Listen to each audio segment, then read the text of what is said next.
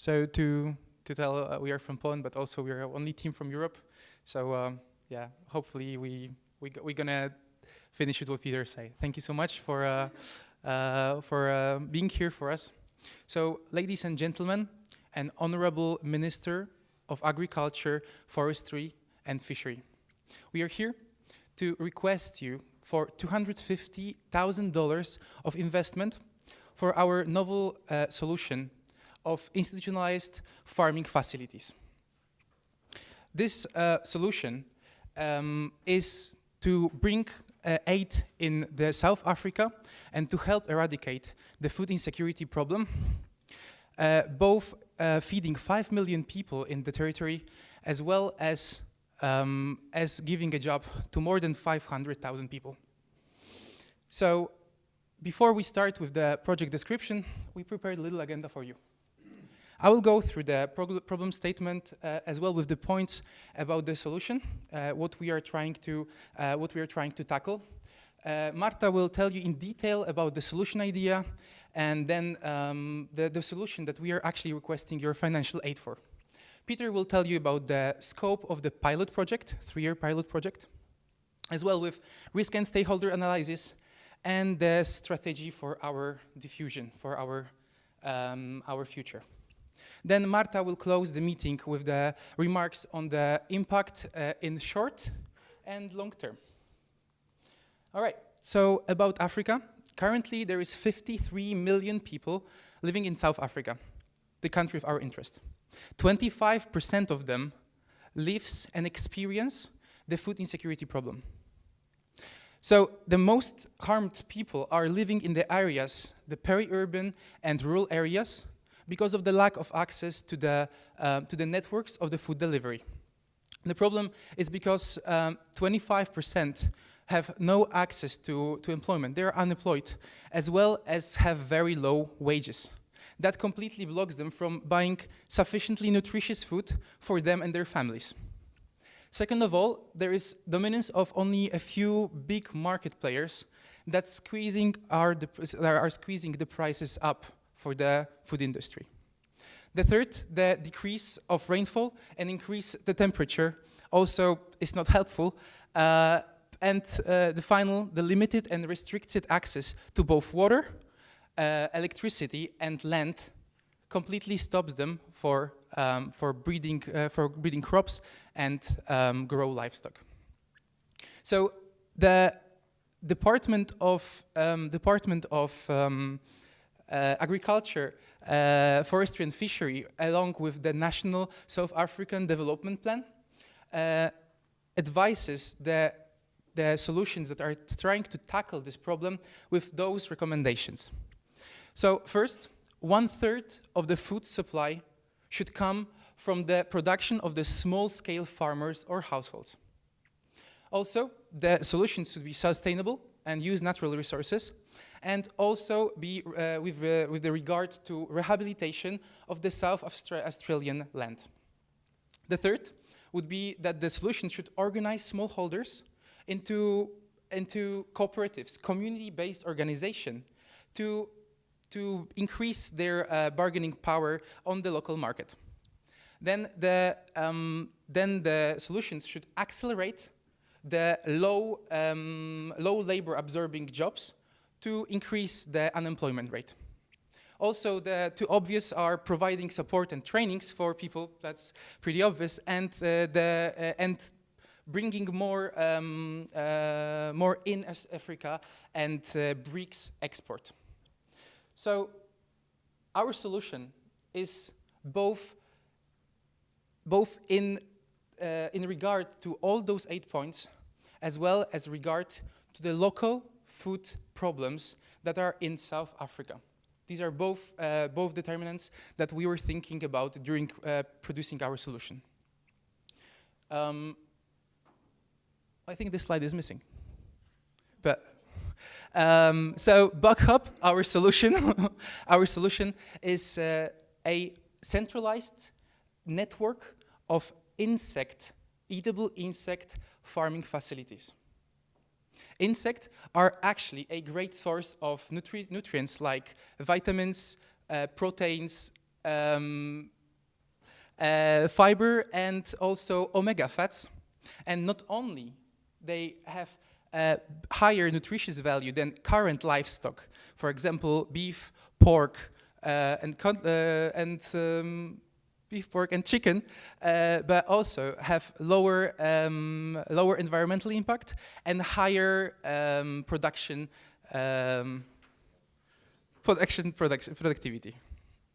So to reason the Western world thinking, actually insects are really tasty, and already they are consumed by 2 billion people around the world, especially in Asia and Africa, and South Africa is not any different.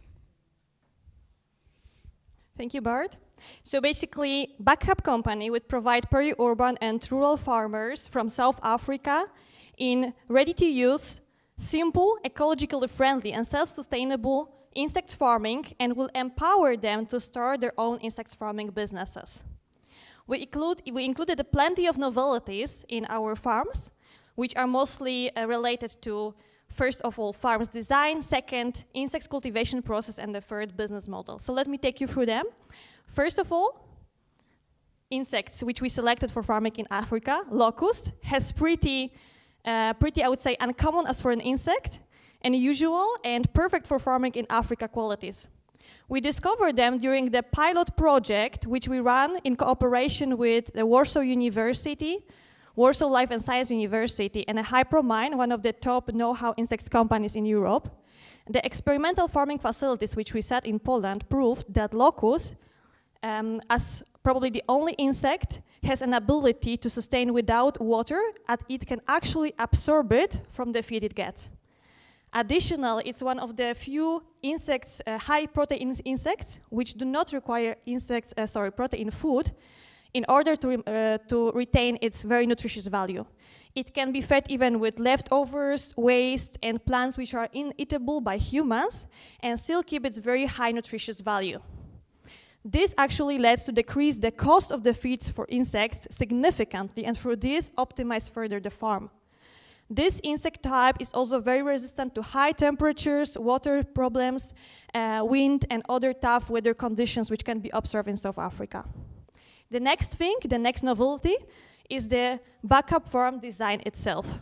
It was created in cooperation with the Warsaw University of Architecture, one of the top architectonic universities in Europe, and takes into consideration, first of all, insects' breeding requirements, but also the local building capabilities in Africa, and optimize the use of resources in order to further decrease the cost of the farm. So there is few special elements about this farming unit. First, it's a fully low-tech solution. It does not require any advanced technologies and can be built from only locally available and recyclable materials, such as empty aluminum cans, mosquito net, bamboo sticks, or old pipes. This low-tech approach not only decreases the cost, but also limits the risk of any breakdown or thief, which can occur in the poor regions. Backup farm design fully complies with the 4R principle, which stands for reuse, reduce, recycle, and recover, and is a methodology for environmentally friendly approach for waste management and waste minimalization. You can get to know more about this approach in our implementation plan section novelty. Backup farm has a modular design. It consists of insect cultivation area and insect processing area. So insect cultivation area is a place where insects are harvested, and insects processing area, the middle part of our backup farm, is a place where collected insects are dehydrated using constructed by us very simple, self-sustainable, and recyclable oven, which use the natural heat produced by the sun to dry insects. This solution is also dry solution. It does not require any access to water in any of its processes, and hence can be implemented in regions which struggle with water shortages or lack of access to water, which are very common in South Africa. Another part of the backup, which is very innovative, it's its business model. Backup business model is based on innovative social franchise concept. It uses the principle of commercial franchising in order to bring large-scale social benefit and not only sole private profit. Backup company, which holds the position of a franchisor, grants farming licenses to organize groups of local farmers called cooperatives, as per law, South Africa law, and provides them with ready-to-use insect farms. The cooperatives can use backup know-how and not only the backup know-how, but also the farms which were provided to start cultivation process. The produced insects can be both consumed by farm owners and employees, and their surplus, which will, of course, obviously appear, would be sold at the local market to generate the revenue, which can be further reinvested in the network and can be a source of profit, source of income for local community. Backup company, a franchisor, is allowed to contribute from the insects produced by the farmers. On the monthly basis, it collects a share of insects from the farm owners, and it sells it in the urban areas of South Africa to generate the revenue, which can be further reinvested in the growth of the network and expansion. This model ensures that the backup is a fully scalable solution and can keep growing organically without any further financial investment throughout years. Okay, so basing on the financial analysis we have done, we would like to request for $325,000 US. 75,000 US dollars would come from our internal funding, and 250,000 would come from the Comprehensive Agricultural Support Program. So as a result, we will be able to create impact after 19 months by getting break even, and after 33 months by getting cash back with IRR at the level of 11%. So the initial investment we will use it to launch a 3-year-long pilot project in the region of Limpopo, which is located in the north part of South Africa. So this is the region which is one of the most hunger-affected regions in South Africa, with even 4.2 million people living under the poverty line. Additionally, we have chosen this place because it's a really close distance from Johannesburg, which is one of the biggest industrial centers in the country and also can be a potentially big market for our backup insect products. Last but not least, we have selected the north part of South Africa because there's a really close proximity with other countries that we plan to expand to in the future. So basically, we would plan to implement our solution in 4 distinct regions throughout 3 years. These regions would be Pretoria, Mokopane, Tsazin, and Chihart. So basically, within this region, we would be able to overall create 420 backup farms, which would have a really significant impact on the local community. The details regarding the impact will be later on described in the longer context by Marta. So now I would like to go to the risk analysis. So in order to justify the achievability of our project, we have conducted a really comprehensive risk analysis. We took into consideration time aspect and created separate risk profiles for each backup facility and implementation phase. The details regarding them can be found in the 12th chapter of our implementation plan. And in order to summarize it, we just would like to show you the risk management matrix. So in the risk management matrix, we can see four different fields. The green one corresponds to remote and occasional risks with low and moderate impact on the project. They will be managed locally by cooperatives with additional support from backup company unit if needed. Yellow and red ones would require constant and continuous support from backup units with terms to risk mitigation, so as to make sure that everything is according to the pilot project plan. I would like to show you some of the risks. So basically, one of the risks that we found crucial is the price changes within the region. The market is quite volatile. So in order to address this, we had reduced the impact of it by creating a financial plan with additional financial buffer for risks, and also by having a backup company insurance fund, which would be a part of the profit and would be used to support regions where some hazardous occurrences appeared. And the other one could be also the fact that the farmers, they could probably be sometimes hesitating to participate in such kind of idea. So we decided to cooperate with cooperatives, which are formally organized groups of people within South Africa, and they already know how to work, and they are willing to cooperate by creating some innovative ways of producing food. So basically this was our approach, and these people are our basically most important key player as a stakeholder. So as for stakeholders, we have, during identifying stakeholders, we were having a really, we were using approach that was really analyzing the economic, social, and geographical sphere of influence. And as a result, we have created a matrix that somehow sums up all our findings. So basically, the top left part of the graph is corresponding to the stakeholders which needs we would like to meet. So basically, Backup plans to cooperate with governmental and non-governmental institutions in order to tackle food insecurity problems. We would like to increase the DAFF and government's interest in our actions by taking part in different kinds of national programs, like for instance, Lima Letsema. This is the program that is currently running in Limpopo region where we want to operate. And the other part of the stakeholder, we have this, defined, those are the ones that we would like to monitor, are South African consumers and farm industry. Basically, we would like to monitor them and, if needed, communicate with them using general channels of communication.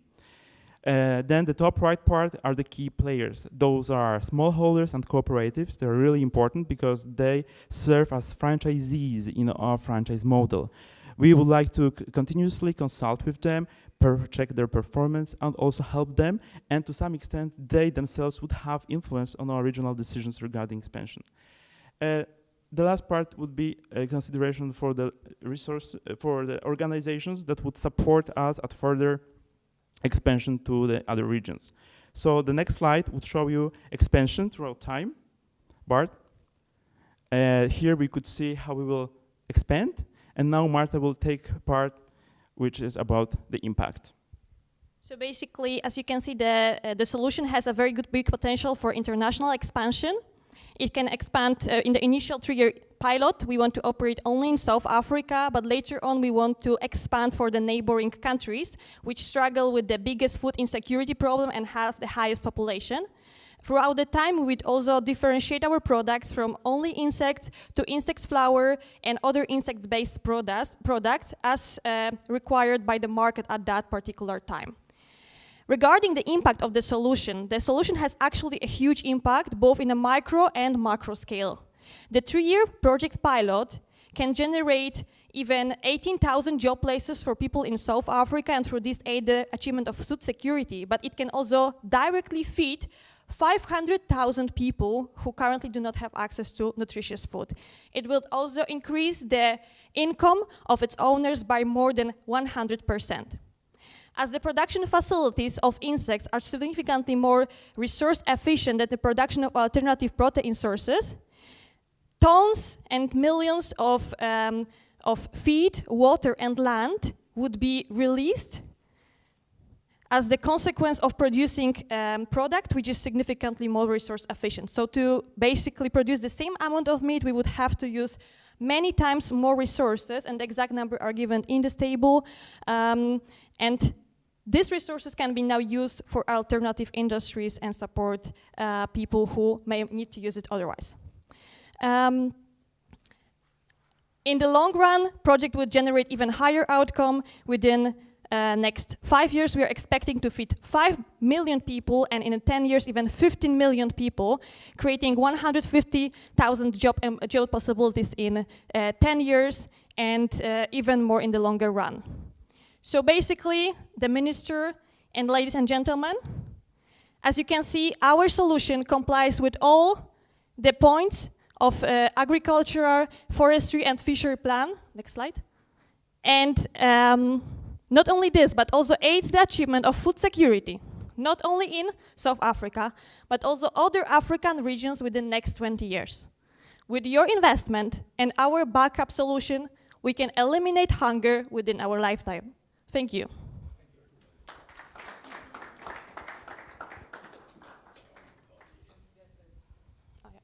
Thanks, guys. Thanks very much for your presentation. Thank you. We're going to go through a few questions now. We just have to... Who would like to go first from the panel? Tom?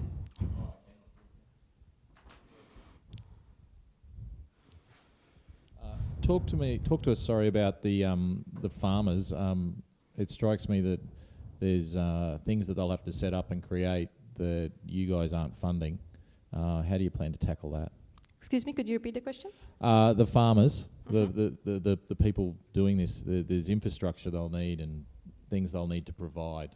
How are you just leaving that up to the farmers, or? You mean how the infrastructure would appear, the farms? Yeah, that's right. Okay.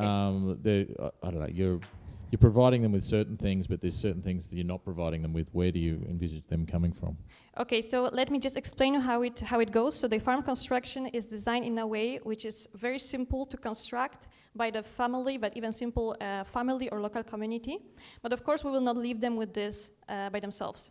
So basically, the backup centers, which will be coordinating backup farms, will have a design team of technical project managers and non-technical project managers, which would be going to each and every implementation place and basically coordinating, or rather supporting, the construction process. It is simple and can be built even by quite unexperienced people. That's how it was designed in our project. The materials would be either locally available materials. So before the start of the project, we would request local communities to actually collect materials. We will give them certain time to collect empty cans, bamboo sticks, etc., based on whatever is available in the local environment. Whatever is not available there would be purchased by us in the local area in order to stimulate the local growth of the community. And then basically the construction would happen only using those materials. The farmers will be also provided with training, both before the start of the construction to know how the farm would look and to be able to maintain it later on, but also after the start in order to be able to comprehend the harvesting process fully.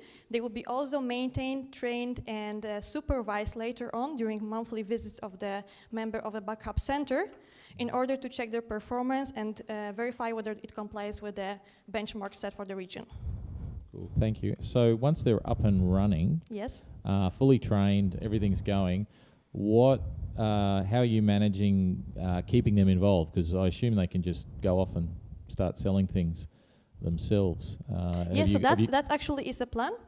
So a part of the production, at the beginning, lower part, and later on higher part of the production would be their own product, which they can sell by themselves.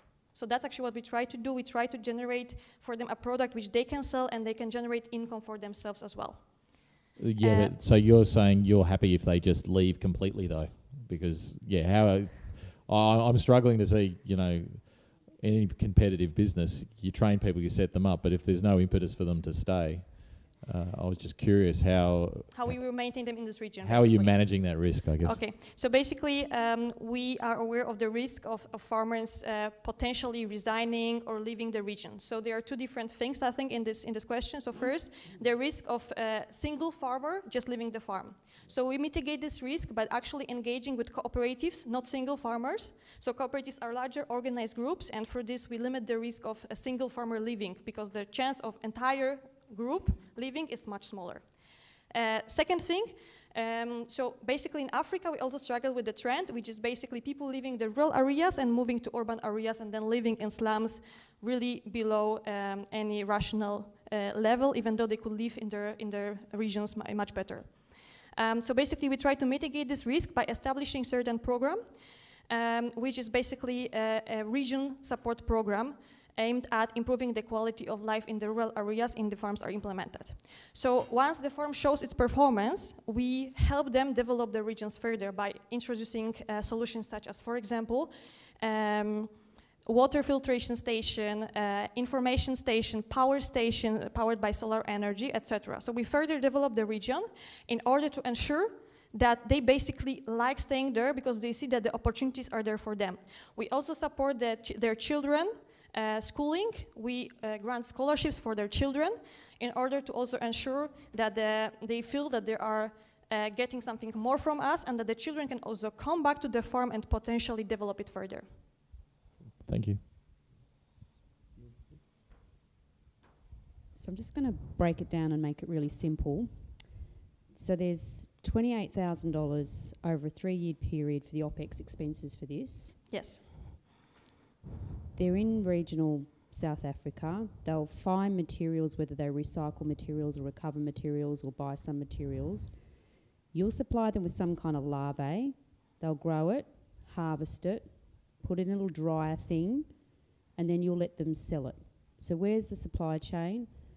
Where's the health and safety? Where's all that in all of that very simple way? If I've described it wrong, you can correct me. Okay, so just one simple change according to what you said. So basically, we do not provide them with larvae. What they do, they catch it by themselves in the forest or the nearby areas. So we provide them with images. It's actually a tested project, so we are working with the Hyperman company. So this was a company which did some insects production facilities in Europe, in Asia, and now is having a very large know-how company in Poland. So it is actually tested. They can catch easily because it's a simple insect which is available locally. So they can catch it and they use it for reproduction. But regarding the next point, regarding the entire supply chain, so basically what is happening when it comes to the local sale, these insects are caught and they are dried, and people who use them later on, they should further process them, of course. So they, as a normal meat, they should either cook it or fry them, etc. So basically there is no risk of them getting sick if they process it in the correct way, as they already do, because they already catch insects in wild and they process it somehow.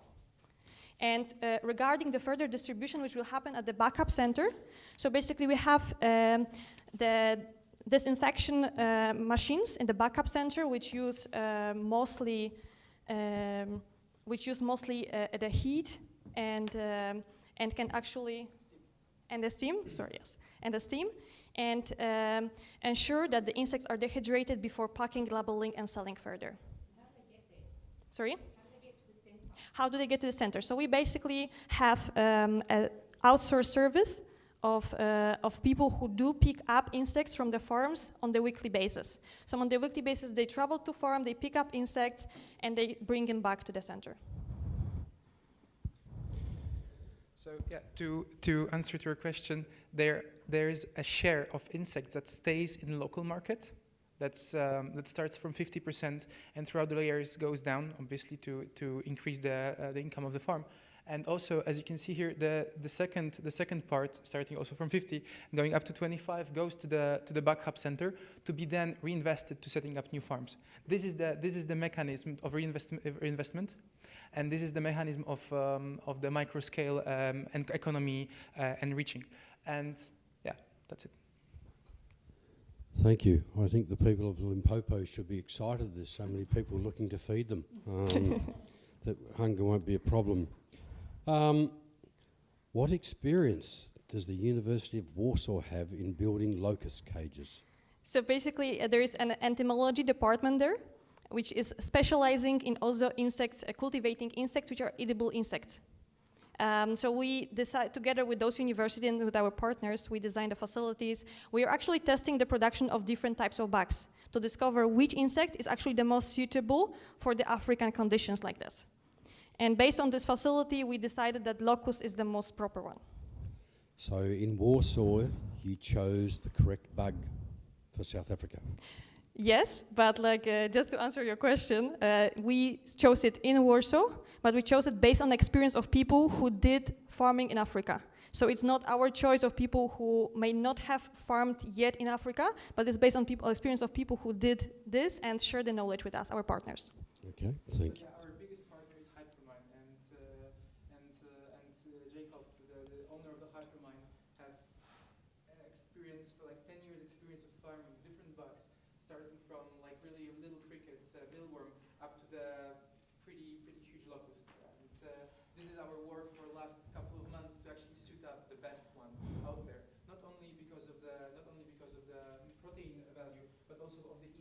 production, and also because of what Marta said about the locust, that is really easy to harvest and doesn't require any additional protein food. Because we don't want to take protein food from people to feed animals, again, to feed them. We just need to feed them with the biomass.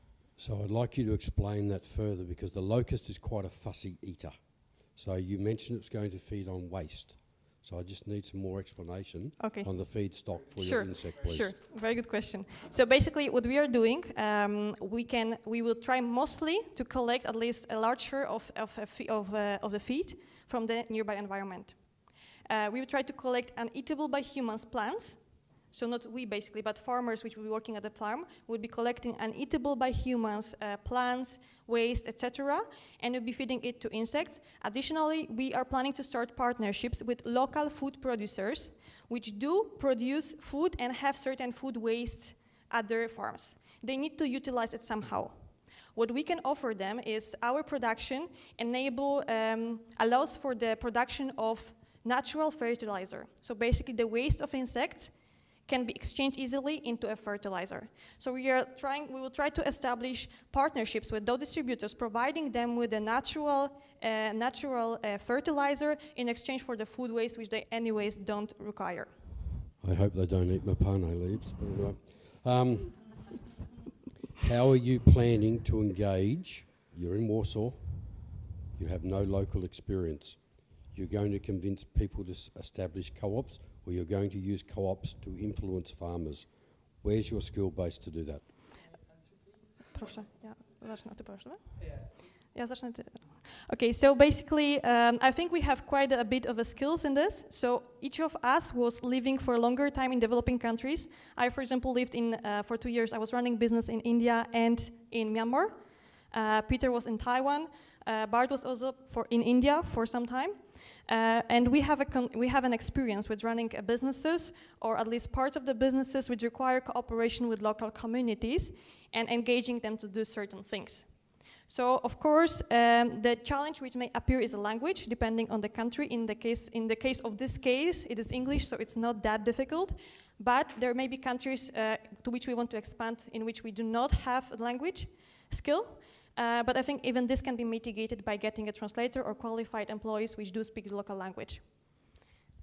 And the second part is that we really pushed this year. We really pushed our partnerships with the best partners out there. And our local guide, maybe it's in the presentation, doesn't see like much, but it is a Water is Life. It is a company that serves this is an African change leader in terms of water, but basically Ken Surai, the owner of the company, is our close friend and a big helper in terms of comprehend the local environment and help us to suit up the solution to the local environment. This is a gigantic help and gigantic privilege through other partners to have someone on the place who understands the people and helps them for last 15 years. So those two parts are the answer on your question.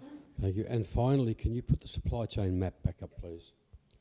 And maybe you can explain to me the value chain and the share of profitability or the equitableness in that supply chain. Just the last part. Is the money going to be transferred equally amongst all parts of the supply chain? Okay, so basically, at the initial part of the project, the split of insects produced at the farm would be 50-50. So basically 50% of insects would stay at the farm and 50% of insects would be collected by the backup center. These insects would be sold by local communities. The share of which stays with local communities would be shared at the local market. So also we expect that the prices which they will be charging for the protein will be lower than the prices which we can charge as the center or the main center in more urban areas. The price difference is not high, so basically the farms would be charging, we are expecting that they will be charging around $2.5 per kilogram of protein. And regarding our certain center, it will be $3.25 per kilogram, which is again more than 50% lower than the other available protein sources in the market. In the later time, basically, we will be decreasing the percentage share of insects which will be collecting from the local farms. And finally, I think our forecast shows that it stops at 25%. So then more of the insects would be staying with local farms, and lower percentage would be coming to backup center, which will anyways be able to operate and grow very fast due to the large number of farms.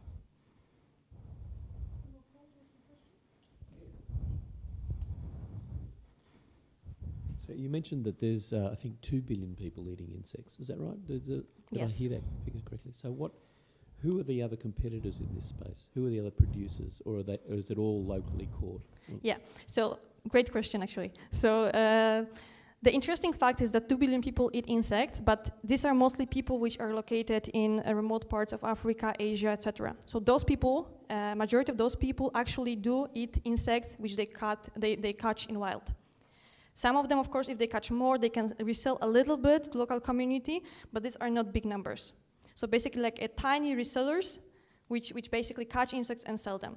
When it comes to the bigger market players, so this industry is just starting this moment. I think there is around 15 companies in the world currently which do something with insects, all of them in very initial stage, running for like 1 or 2 years, even as our competitor, which was showing the solution as the first one. And basically, they do not do it on the very large scale still. So they are trying to, but there is no, basically in Europe there is no high acceptance, and in the United States there's no high acceptance for insects. People don't want to eat insects. And the only people who eat insects are located in Asia and Africa, and there it's not really institutionalized and organized and structurized, and they are mostly small sellers. The only market which behaves a little bit differently is Thailand. It has larger network of insect distributors, and they partly try to sell insect flour to United States, where the margins are very high still. But this is the only country which is very different. Remaining countries in Africa and Asia actually simply catch it. And so the previous presentation told us about caterpillars, right? And they've selected caterpillars for all sorts of reasons. What's the majority of the population eating? Is it locusts, or is it some other sort of bug? So why? I know you've selected locusts for all sorts of reasons, but what's the majority bug that's eaten at the moment? Is it locusts? So there is basically no research which show exactly what is the percentage share of insects, because it is like very unorganized and unstructured industry. Mm-hmm. So there is no really showing this, but basically locust is an insect which is willingly eaten, liked and accepted by South African people. Mm-hmm. And potentially there are also different insect types, but locust is one of the ones which are liked by South African people. And how are you going to manage outbreaks? Sorry? Outbreaks. So if one of these, a swarm of them breaking out of one of these facilities.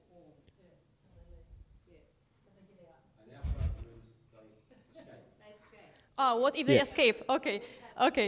Yeah, we're actually expecting this question. I think it's even happening in Bible somewhere, and it's actually, but it's actually, I think it's not as risky. So our farm is designed in a way which totally prevents this. We have a double entrance to each module and a fence corridor which protects the insects from escape. So basically, if nothing extremely unexpected, like, I don't know, earthquake happens, there is almost no risk of insects escaping, or if some insects escape, it will be like a single insect, not an entire bunch of insects. Because the farm is having a modular form, which means that each module has its own protection. So even if something will happen with the insect, it can be either escape or some kind of illness, it will only affect this one single module that is within the farm. So all the insects will remain where they are, and they will be healthy, and they won't escape just like the other ones. So as we have cycles at which after each 4 weeks we take all of the living insects and living eggs only inside. So it's a closed cycle where insects are harvested, and there's no possibility for big amounts of insects being able to escape because they are taken away from them. And also, to add to that, the insects that are bred in the closed environments, their behavior changes a bit. They're way calmer because they have access to food. They're on a daily basis. They don't have to fight for food. They also decrease the amount of the hostile behavior between themselves. which even currently in locust it's not so much. So so this environment also, the very good environment for the locust, grants us the safety for the farming prolonging. I was going to ask you about the life cycle. So you say every 4 weeks, but does that vary across the year depending on summer, winter, different climatic conditions? So basically, for locusts, there are different types of insects, but for locusts, it does not vary. We can breed it in the same cycles almost for entire year. It's a 4-week cycle, as I think Peter mentioned. So basically, we start with eggs, which are laid in the ground by adult insects, and then they start growing, staying in the same part of the farm. And finally, after 4 weeks, they are collected and processed, and the eggs stay again inside. So basically, it's a closed process. Can I have time to add one thing? Because as Peter mentions, there are four different spaces of breeding in our design, and that is due to 4-week cycle. So you can imagine, right? Like in the first one, we have eggs. Second, third, they're like, and the fourth one, we have the adults that will lay the eggs. As soon as we see they are laying the eggs, we are cutting off their diet for 1 day, so to clean them out, and then we are taking them from here to our drying system, which is located here, and the eggs are starting to breed in next 3 days, being the first week of the cycle, and again and again. So that's also the design that allows us to every week by week harvest portion of insects. So throughout the month, every week actually we have new portion of insects, both to go to the backup center and to the local market. And the last thing is that if you have this kind of cycle, sometimes there's not actually some kind of really continuous support needed, because if there's some risk, those farmers can use the insects from another model and put them into another one if something happened, like for instance some of them got escaped. So basically it makes that people can manage the risk also by themselves after getting the training by our providers. Yeah, sure. Okay, just one very, very last question. Can you confirm that what you're asking for is the 250,000? Yes. Plus 75,000 of their own money. Of their money. This investment. Right. Okay. Well, thank you very, very much. Excellent presentation and very impressive. So thank you very much and good luck. Thank you so much. So.